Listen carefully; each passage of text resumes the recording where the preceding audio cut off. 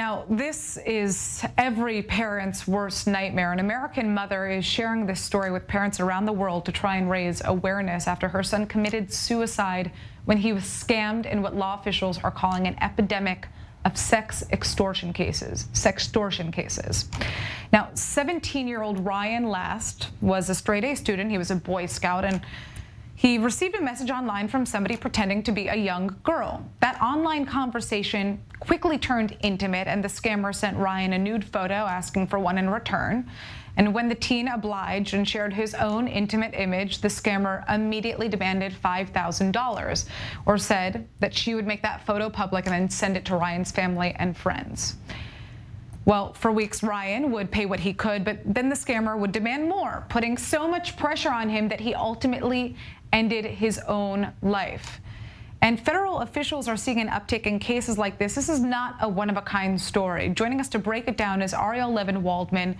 So, the first question I have is how common these sex extortion cases actually are. How big is this industry? How much money are cyber scammers making off of these people? Well, U.S. federal authorities tracked 18,000 known cases last year, amounting to $13 million worth of extortion from their victims. So that's just the extent that we know of it. Remember that given the nature of the crime, people are not that willing to come public with it, which means the actual scope is likely considerably larger than that. Now, could it be a bigger industry? Certainly, but they're targeting a very vulnerable subset of the population that does not have a lot of resources to burn, which means that for the extent that it is, it's an extraordinarily damaging and profitable scam industry. Right, and we know in the past that cyber scammers not only target young people, but also the elderly. We've covered stories about grandmothers being called, said their grandchild has been kidnapped, they need to hand over this amount of money, and people just don't know how to catch those signs. So we'll get to that in a little bit. I do want to know kind of what advice law enforcement authorities are giving out to people in terms of how to avoid this.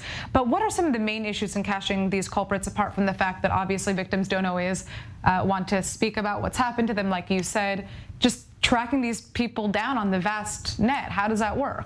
So there's a few different aspects to why this is such a difficult problem to track down. The biggest one, as you mentioned, is reporting it. No one wants to talk about it. But then there's some additional problems involved. If you have a child sending a picture of themselves, that is in many places the production of illegal child pornography, which means that you could be looking at a sentence for the victim as well as for the victimizer, which is a horrible distortion of law that is sometimes brought to bear in these cases. But that's, again, one of the lesser issues compared to the sense of just the technical one.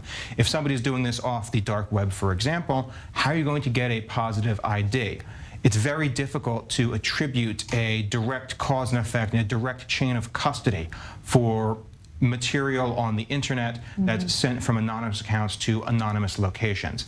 And for people like young men that are the targets of these scams, they're especially vulnerable because they have zero experience in the real world or in identifying a scam.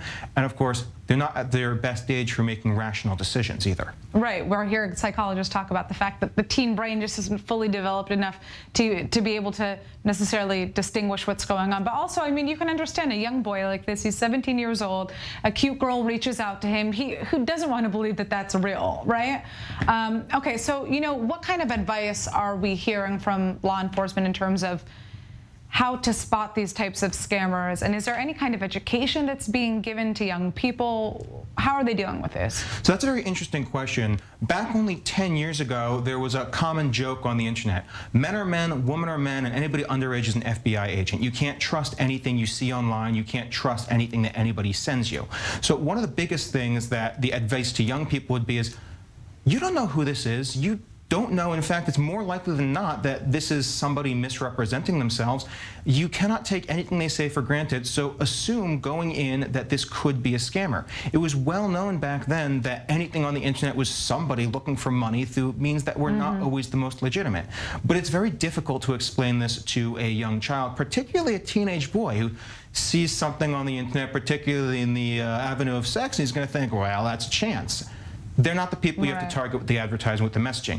You have to look at parents and say to them, you have to be aware of what your children are doing online. This is, again, advice that we knew 10 or 15 years ago in a previous generation when You don't know who's on the internet. You don't know what potential predators are out there. You had to understand what your child was doing when they were on the internet, what sites they were visiting, how much time they were spending, and who they might be talking to. Nowadays, you have an entire generation that's largely raised with their own phones, with their own access, completely separated from any parental involvement, which means they have no guidance, they have no advice, and they have no experience or life experience to draw off of for resisting this kind of predation. Yeah, and I mean, think about the generation of parents who don't even have experience using the internet themselves to be able to know what to look out for. It reminds me of, what was that saying on television? It's 10 o'clock, where are your kids? Or figure out where your kids. It's a modern version of that today. Obviously, you know, this story was particularly scary, and it stood out to us because the mother said her son was acting completely normal. She had no idea what was going on. He was kind of dealing with the struggle by himself, alone for a really long time. And it could have, if she had known, if she had caught it, you know, he wouldn't have probably ended his life. But, you know, super important that we're having this discussion. Thank you for joining us and telling us a little bit about this world, and keep your eye out. Watch your kids.